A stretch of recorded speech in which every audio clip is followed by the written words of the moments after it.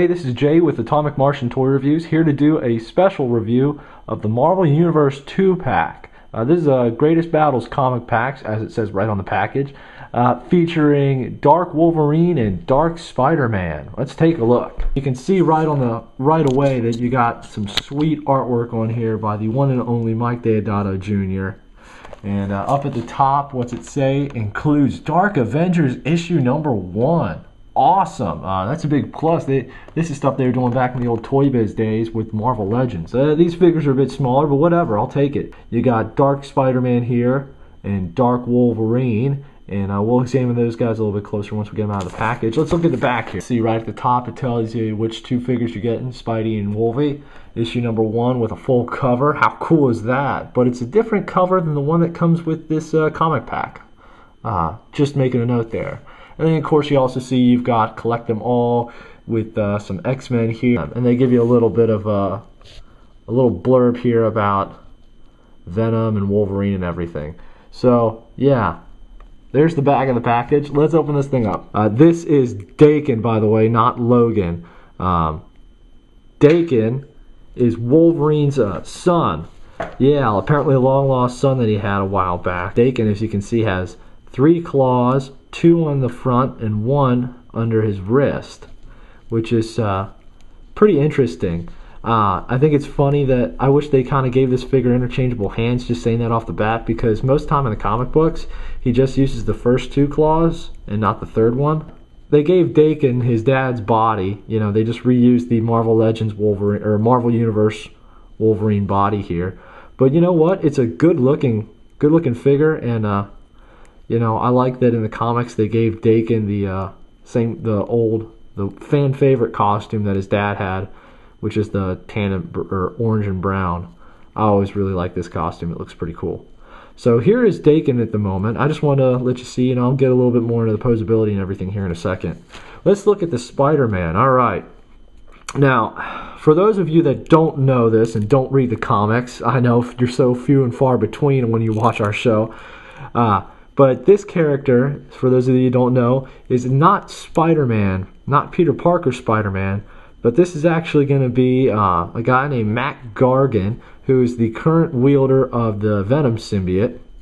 And Norman Osborn has given him a little doodad or something that helps him control the symbiote and make it look more human-like instead of all gross and venomy. But I like this figure. They made him different from Spider-Man. They could have real easily just taken a black Spider-Man figure and put it in the pack and just say, there you go, Dark Spider-Man. But no, they actually went and made a big, beefy, bulky-looking evil character. I mean, look at the face even. They even gave him these like super evil spider eyes. That is so cool. I love that.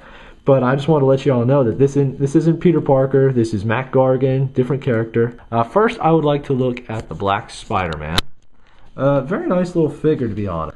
I thought that the figure had some neat little purple highlights on it that you can see. If you look at the top of the head there, it's all purple on the arms, on the sides, on the legs even. It's all purple with the black. Normally, I would say I wish the figure was all black, but I kind of like this because especially in the comic books, you see a lot of those highlights come through. So it's nice to see that on the figure and give you that more accurate representation. And once again, it kind of adds to the whole dark and brooding thing. And then also, it's a great all-around body. But, you know, it's got much more muscle and much more definition than Spidey would. You know, this is definitely a guy that's going to go in there, go into a fight situation and just be a brawler, you know, just kick some butt. Anyway, it's just a cool-looking figure.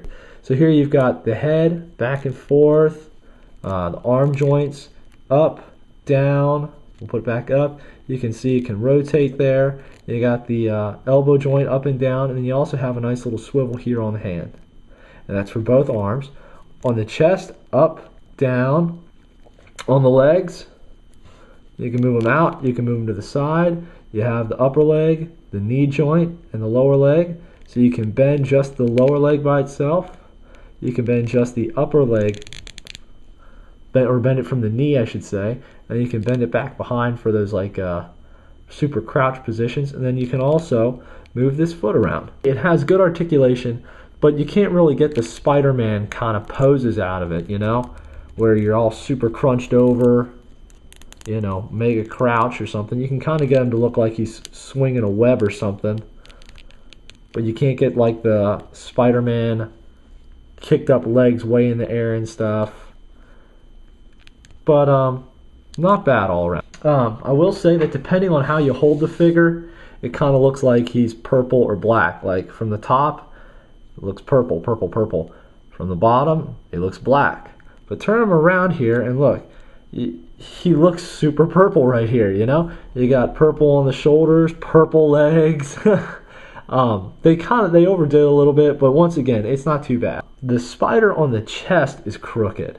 At first I thought it was just me taking crazy pills or something. But when you put the figure straight, you know, how he should be, the spider is most definitely crooked. You can see there, it's not connecting right. And you really notice it on the back. See that? Line up the two back sections, and the bottom of this spider is super crooked. For this figure, with a total score, I'm going to give this figure a 7 out of 10 for the score on just the individual figure. It looks just like the character, you know, Mac Gargan.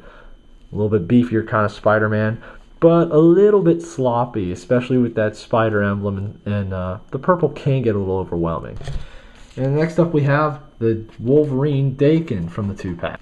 Once again, this is a very accurate representation of the character from the comic book. He's got this weird tribal tattoo that he has in the comic books. I mean, that's it to nail him. He's got a mask on, so other than that, he's Wolverine. It's got some great posability. You can really move that around, get him into these kind of menacing little poses here, especially when you set him on a table. And once again, we're looking at the 3-part legs. You got top leg, knee joint, and the lower leg. And again, the swivel for the foot leads to some great movement there. And also you can swing the legs out to the side pretty easily. Cons kind of overwhelm this figure a little bit to me. You can see it does have quite a bit of paint splatter.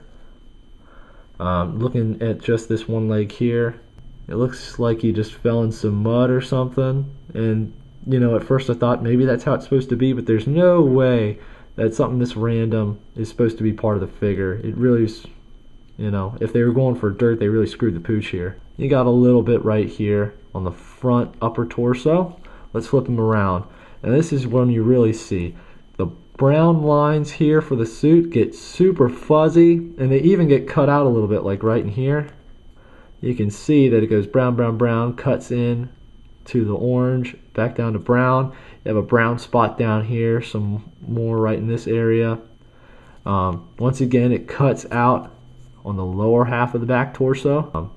He's got this kind of like a highlight sort of on the top. It looks more like he's got a bald spot in his costume. That it looks like that's part of where the figure came off the mold at, but you can see looking directly at the head where it came off of that mold at. That really just took me out of it, you know. I saw that and I just thought it just looks gross. It looks like a scruffy little Wolverine head here. So what kind of score did I give him? Well, for this figure I gave him a 5 out of 10, alright? It's a great effort. It's a good representation of the character. He does have some redeeming points, articulation, but the figure's very sloppy. These paint defects all over really take you out of it.